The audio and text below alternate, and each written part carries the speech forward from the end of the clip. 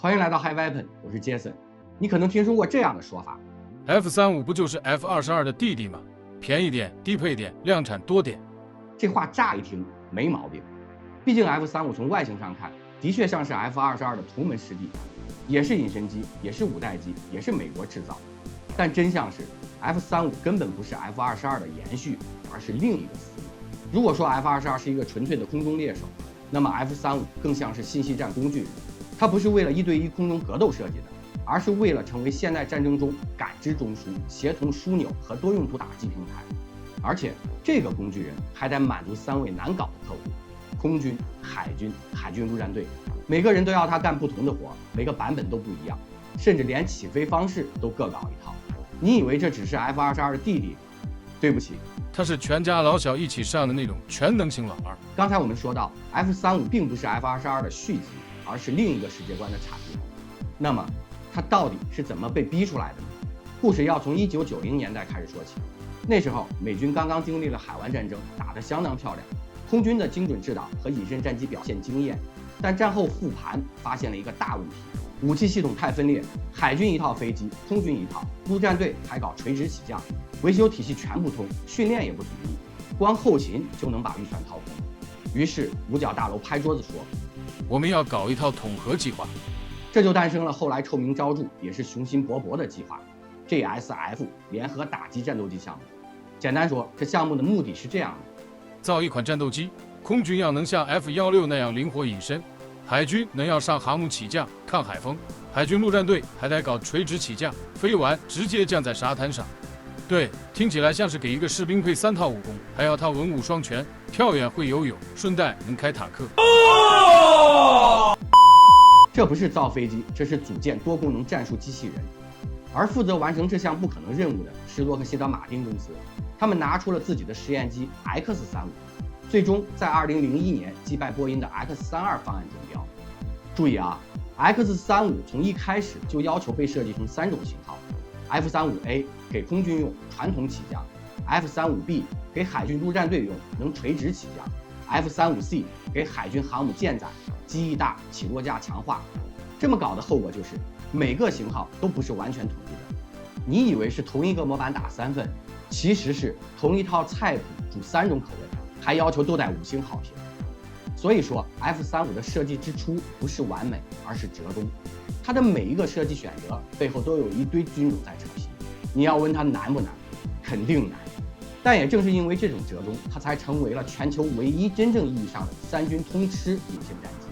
你可能以为 F-35就是在 F-22的基础上削一削，便宜点，属于猛禽的低配民用版。错了，它根本不是猛禽的复制粘贴，它走的是完全不同的技术路线。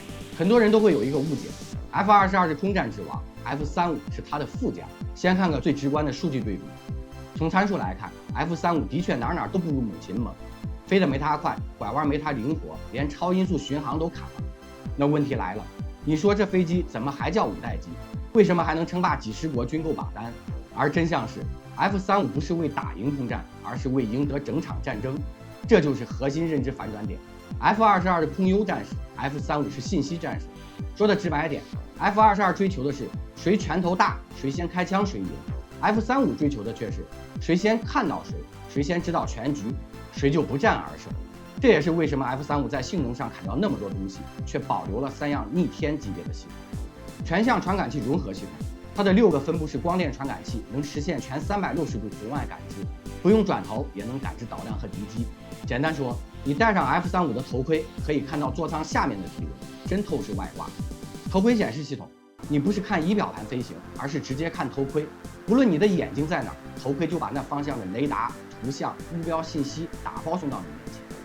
有人说，开 F-35的飞行员其实像戴着头显的操作员。信息共享链路，它不仅自己能看，还能把看到的一切实时共享给 F-22、地面雷达，甚至军舰。在现代战争中，谁能共享战争态势，谁就拥有了决策权。你看出来了吗？ F-35不是靠蛮力赢，而是靠大脑和网络打仗。那么我们比较一下， F-22是武士， F-35是情报官加指挥官加战术干员。F-22的理想作战方式是潜入敌空域，凭借隐身优势先发制敌，快速锁定，发射导弹，闪人。而 F-35的理想方式是潜伏在战区边缘，掌控情报，引导友军锁定敌方，必要时精准投弹。就像一场现代化团队 CS，F-35更像是辅助加侦察加精准打击3合1的角色。它甚至不是为了1对1格斗而设计的，而是为联合态势作战而生。它赢得的不是一场空战，而是整个作战体系的上风。所以你看 ，F-35表面上比 F-22弱，实则定位完全不同。你可以说它是拳头没猛禽硬，但你不得不承认，它比谁都知道谁要挨打，而且还能告诉所有人怎么打。我们刚才说了 ，F-35不是 F-22的替身，它是走信息战路线的体系战干员。但问题来了，如果它不靠机动，不靠速度，不靠火力 ，F-35到底强在哪？我们第一层拆解，它的武器系统不是多，而是聪明。F-35身上挂的炸弹、导弹其实不算特别惊艳 ，AIM-120空空导弹、GDAM 制导炸弹、GBU 系列精准制导炸药，这些在 F-16、F-15上也有。那为啥 F-35打起来更狠？因为他知道该打谁，什么时候打，怎么打。举个例子，在2018年叙利亚的实战中 ，F-35执行了一次典型的空袭任务。战区有大量雷达与山地干扰，传统飞机得靠引导才敢进场。而 F-35不一样，它能自己感知敌方雷达发射源，生成威胁图层，自主选择最佳飞行路径，到达目标区域，对高价值目标进行一发入魂，精准打击。一句话，别人还在琢磨要不要出手，他已经打完回家了。第二层拆解，它是软件定义战斗力的代表。传统战机升级靠换发动机加武器挂架，而 F-35的升级靠的是代码更新。这不是开玩笑，它的核心战斗力之一是叫做爱丽丝系统的智能维护加作战辅助平台，后来升级为奥丁系统。这个系统能实时分析飞机系统状态，预测维修需求，自动汇报故障给后方基地，提前调度零件，根据敌方电子环境优化电子对抗策略和战术路径。说的通俗点 ，F-35不仅能打，它还知道自己哪儿坏了，哪儿不好用，怎么调整姿态打得更顺。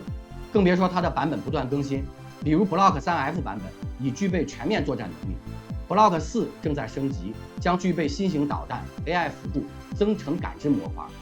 你以为它飞的是发动机，实际上它飞的是一整套不断进化的战场法则。第三层反转，头盔比飞机贵，这不是段子。F-35飞行员戴的 HMDS 头盔系统造价高达40万美元一顶，比某些小型公务机还贵。为啥？因为它不是传统意义上的飞行头盔，而是一个集成显示系统加雷达回传终端加飞控接口加红外融合显示器加导弹引导交互装置。简单点说，这个头盔不是为了保护飞行员的头部，是为了把整个战场塞进你的脑子里。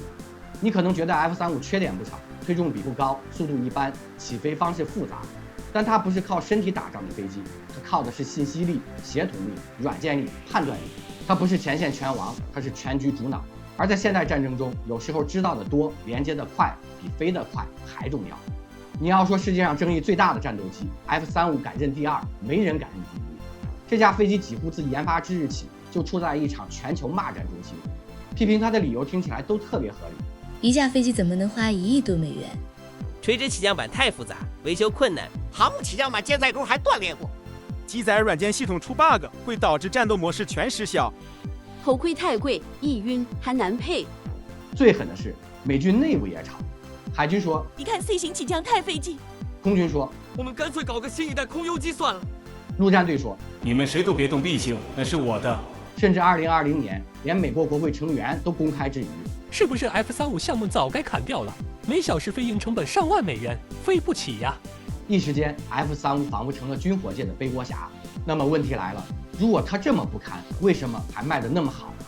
现在的情况是，超过17个国家订购 F-35，900多架已服役，未来计划生产超过3000架，连欧洲传统军机大国都放弃自研，转头采购 F-35。你觉得他们是傻吗？是看不懂性能数据吗？当然不是。真相是 F-35不是为了某一场战争而生，它是为了整个体系霸权而造的。这架飞机能和 F-22数据互通，能跟 E-2D 舰载预警机对话，能为 B-21提供战术目标，还能作为空中情报汇聚中枢，为整个作战群导航。你买的不是一架飞机，你买的是整个作战体系的入场券，就像一个 VIP 卡，你不办卡进都进不去这场战争的联盟房间。所以你问它贵吗？它当然贵，但贵的不是错，是有意为之。这不是花小钱办大事的项目。F-35的核心使命是确保下一场战争只有我能开局。听起来 F-35是不是有点吃力不讨好？毕竟它从设计到服役饱受争议，升级道路上也多遇坎坷。但我们反过来想，它撑不起未来吗？还是正在定义未来？目前，美国空军已经在推下一代战斗机项目 NGAD 下一代空军优势战斗机。这款战斗机目标是填补 F-22和 F-35之间的空白，同时具备更强隐身、无人机协同作战能力。同时，俄罗斯的苏57也在不断迭代，全球隐身战机竞赛从未停歇。但有一点很关键，未来的战争不只是飞机之间的打架，而是整个网络中心战体系的对决。F-35作为体系战士的身份，正好符合这个趋势。它是信息枢纽，是态势感知节点，是多平台协同的粘合剂。F-35不是一架静止的老古董，而是一个永远升级的作战系统。从最初的 Block 1到最新的 Block 4，F-35的传感器、雷达、通信链路、电子对抗能力都在不断的强化。未来还将引入更多的 AI 辅助决策，增强自动化目标识别和应对能力。换句话说 ，F-35的硬件也许不够猛，但它的软件在永远变强。现代战争已经变成了谁掌控信息，谁掌控战场。F-35正是这个时代的产物。它像一个全方位的情报中枢，能把空中、海上、陆地的作战单元无缝连接起来。它的价值不仅仅是开火，更是让盟友先看到敌人，让自己永远领先一步。那么 F-35到底是撑不起未来的旧时代战机，还是定义未来战争样貌的关键一环？答案或许还没定论，但可以确定的是 F-35的故事才刚刚开始。好了，我是杰森，我们下期开 Weapon 见。